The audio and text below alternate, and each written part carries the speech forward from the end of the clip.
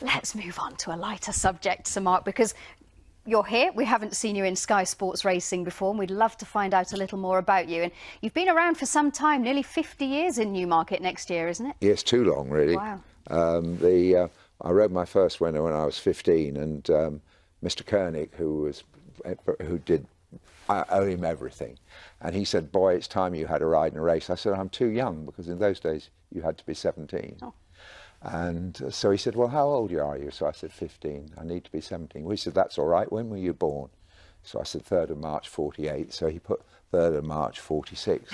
And the Jockey Club still think I'm 73 instead of 71, because this lie has had to be maintained ever since. And I'm terrified they're going to produce a law which says you can't train after such and such an age, and no one will ever believe me. The vocal minority won't be fighting for that. Tell us about Heath House Stables, your long-term base. How did you end up there? Well, I went to work for Jack War. I broke my back and was in hospital for a long time. And I met Jack Leach, who wrote a marvellous book called Sods I've Cut on the Turf, was having an affair with one of my stepfather's old girlfriends, and they needed a safe house to come for on holiday. And they came to the farm in Devon, and I was very thrilled to meet Jack Leach. And he went back to Newmarket, and Jack War said, "I'm not feeling so good, I need someone to help out." And he said, "I saw just the man last week. How lucky can you be?" And so I came to meet Mr. War the next day at Newbury, drove up from Devon, and he said, "That's all right, boy." He said, "You better start tomorrow." So I drove back to Devon, packed everything up, came to Newmarket, and I never went back. Wow. So I was so lucky. And how long before you took over the reins? 2.5 fantastic years. He was a terrifying man. Everybody said, "You won't last 10 minutes." But I found him to be a great employer, and I was lucky that his daughter would have trained nowadays. But of course, women couldn't have a licence then. It seems you can hardly believe that now. And his son wasn't interested. And one day he said to me, "I've got the owners to buy the place on an interest-free loan, and you've got 10 years to pay them back." Wow. Just imagine. And my stepfather said, "That's jolly nice, but what is there on paper?" So I said, "Nothing." And he said, "What are we going to do about that?" I said, I think they're the kind of people that you just say thank you very much indeed. So it's just a promise. Wow. Not one thing in writing. Wow. And I paid them all back inside the 10 years. Incredible. How lucky. And in this day and age, you know, we see trainers and they're forever building the numbers, you know, they're building more boxes, expanding, wanting to bring more people on board, but you've determinedly stayed the same. We've got 50 boxes now, and we had 50 boxes when we started. And famously, Sheikh Mohammed very kindly offered to send us quite a lot of horses, and it was too many because it would have occupied too much of the yard. And so they very kindly offered to build some boxes along the wall. Do you know my yard? Yes, I've been there, yeah. And I put those trees in straight away, so that never again would I be tempted to build the boxes. So it's, you know, I've just enjoyed having that number of horses. And so although the trend is for everybody to get bigger and bigger, having that number, I think, means that you can go on longer. And of course, I've got William, who's assistant, who's very, very good. So, you know, it's not the strain, perhaps. Do you have to turn owners away? Have you got to wait? Not anymore. No? Not anymore. But famously, I think sort of the pivotal time, we turned away 60 yearlings one year. Wow. I can't imagine any young trainer doing that. That was, I'm afraid now it just gets filled if I'm nice to everybody. Right. And I don't know if you'll be able to let me know if this story is true, but is it true that you only ever phoned your owners on a Sunday morning and they were not allowed to contact you at any other time? Within reason, yes. And I rang 38 of them on the way here, and I should do the others on the way back. But it's a very good system because we speak each week, and then only in the middle of the week if something goes wrong or the runner. And it does mean you have got a life the rest of life. But the interesting thing is, I was saying to Simon one day, I used to probably have the best informed owners in Britain because I was the only trainer who rang every Sunday. But now, of course, the young trainers are very media savvy. and they're doing horrific things like sending them pictures of their horses working. Videos of working. gallop, Can you yeah. imagine? Do you have a mobile phone? Anything more? I have, but nobody's got the number. Fabulous. And what about the changes in Newmarket over those 49 come 50 years? Well, the biggest change is that when I came, there were 35 trainers and 750 horses. And there are now 81 trainers and 2,700 horses. Wow. So that is the biggest change, and that has been managed by having all-weather gallops, and therefore the grass probably is even better now than it used to be. And we were talking before that the other great change is also numerical, is that when I was riding jumping, and I used to go for my summer holiday to Major Caslett, he was champion trainer with 45 boxes. And after that, Fred Winter for 7 or 8 years with 50 boxes only at Uplands. Yeah. So the other big change has been the enormous size of modern jumping stables, because there always were the odd flats stable. Mathey had 100, and Mr. Armstrong probably had 90. Do you believe a trainer can really train 200 plus horses? Well, I always hope they can't, but they seem to do it very well. And your proof, your longevity is proof that you can make it work with 50 boxes. You can, I think, and I've had marvellous owners to train for. And some lovely horses. I mean, Yeah. over the years, famously rattling up sequences. I think Spindrifter was won 13 races in the early 80s. And He was the first to do that, really. And then we had a horse called Masafi who was related to him. He won 7 in 12 days, I think. wow. I think that was the sort of the best. And he was travelling everywhere. It wasn't as if it was in America. And Yeah. he was Carlisle one day and he was Southwell the next. And You do run horses back quickly. Mark Johnston has said, He you does. know, once the horse is fit, why not run them? Do you run them quickly more out of necessity in terms of trying to win races while and beat the handicapper? Yes, I think. Would you otherwise not run them so quickly? Often not. But our system is such that, you know, and now you've got 13 days if it wins on a Sunday, and you need to Is it a use your potential brain. welfare issue, right? Being obliged to run a horse back so quick by the system? I think that they're so successful so often that probably They do win, don't they? They do win. They do win. The best was a Frog who William Haggis has done so well with Tweed, who's that family, and Harris Tweed, and she was owned by Mr. Haggis, and she won, I think I'm right in saying, the 720 at Brighton, and then she popped in at Heath House and cleaned her teeth and had a bit of breakfast, and she won the 5 o'clock at Thirsk or something. Wow.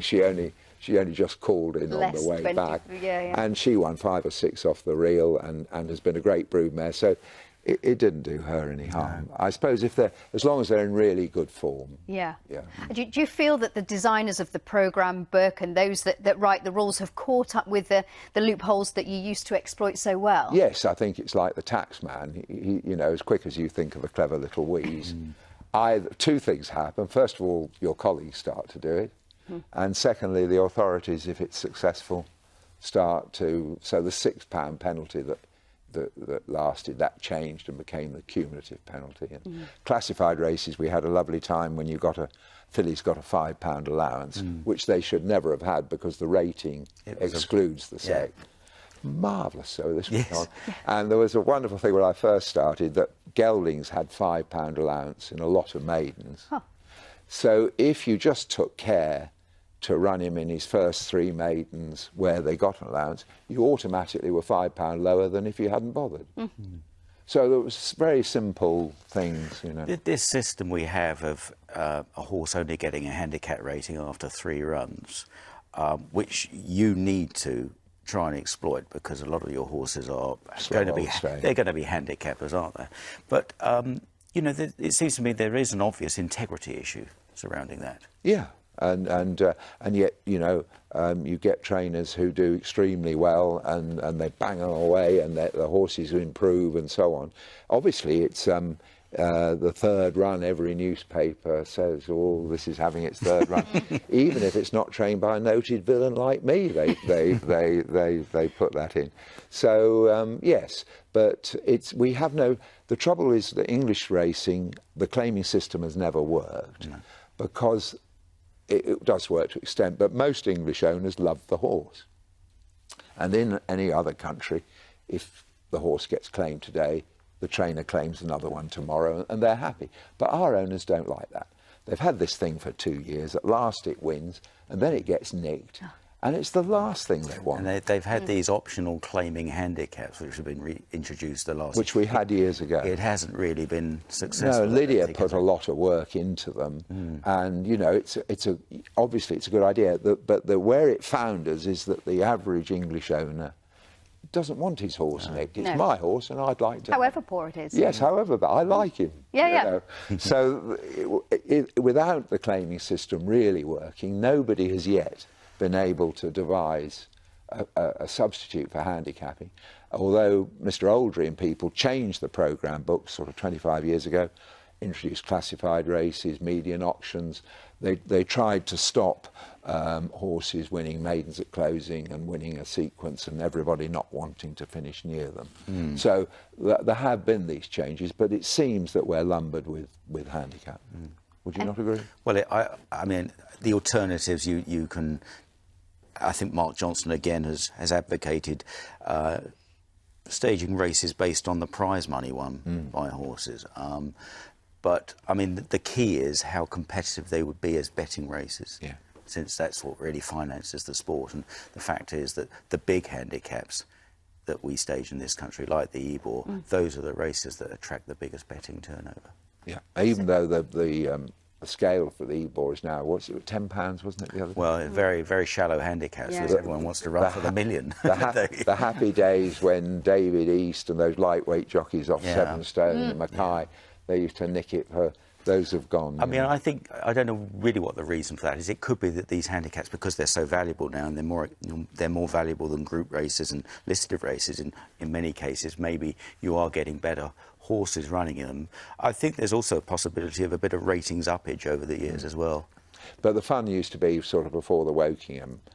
Not that I was ever very good with sprinters at all, but Pivotal, Marsha, yeah, and terrible record, and Hooray, but I wasn't winning I'd only finished second in the Wokingham once. But there was a fascination in watching Brian Swift's have its last run before the Wokingham, which was at Warwick, and amazingly never got in on the, you know. And every punter, of course, he enjoys trying to spot the one that is being organised. But now, as Simon says, they've got to be so good to get in that hardly anybody is trying to organise it. They're just hoping that when it gets into a big race, it's good enough to win it.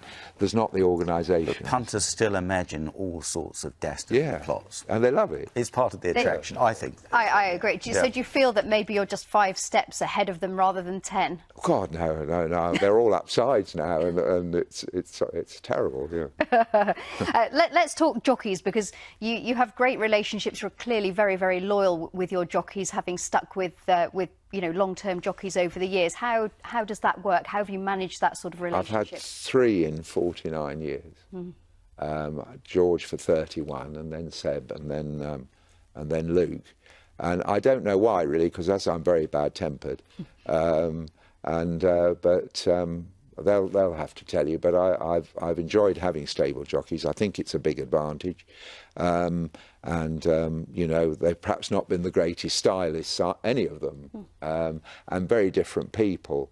I always say that George will go to his grave having never ridden a bad race in his life.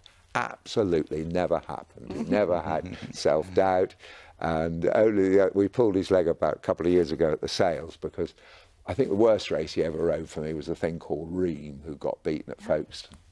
And I said to George, I think Mrs. Duffy was there, you know, that was the worst race you ever rode, George. He said, rubbish, he said, that lad of Hollins Head should never had a licence, the way he cut me off. And in George's mind, 40 years ago, it still wasn't his fault. Whereas Seb was very self-critical and probably overcritical. And so it's been interesting, but they've been different people. How do you enjoy mentoring young jockeys?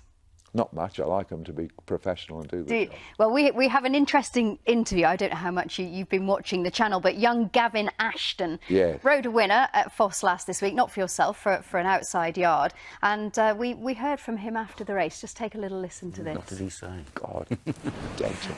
I'd never use the word horrible, because he's the most fair, genuine boss there is. He looks after you really well, and he's very stern with you. And I've heard plenty of stories in the past.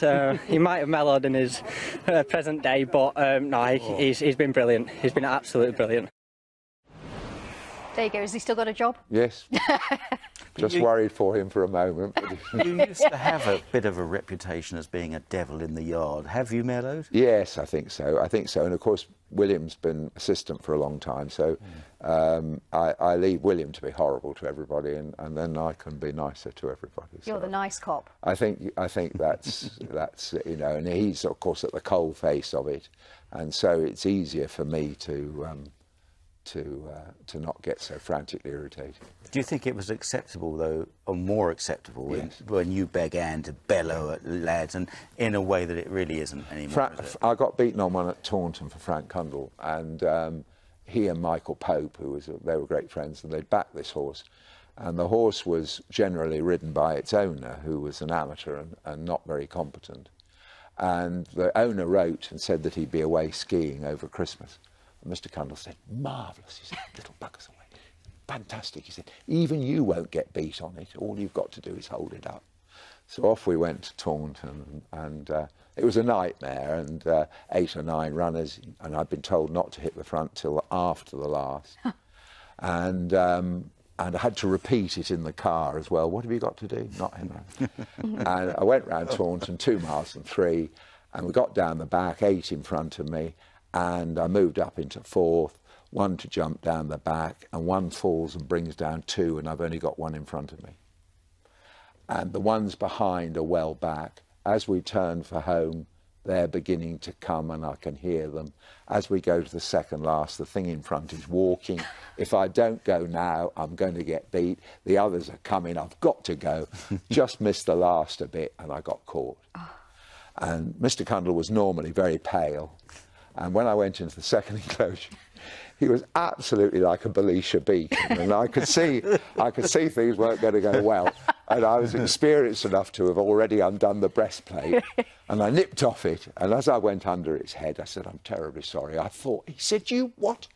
He said, "You never had a thought in your life." He said, "When you can think, I will give you a diploma, and it will say, 'I, Sir Mark Prescott, can think.' Until then, you can assume you've never had a thought in your life." And off I went. God, dear. And I staggered into the weigh room at Taunton, and Clive Searle, our 3rd jockey, was there. And I thought, rather over-smugly, he looked at me and he said, "How did that go down?" And when I went out to the car park, of course, Mr. Cundall had gone. Just disappeared.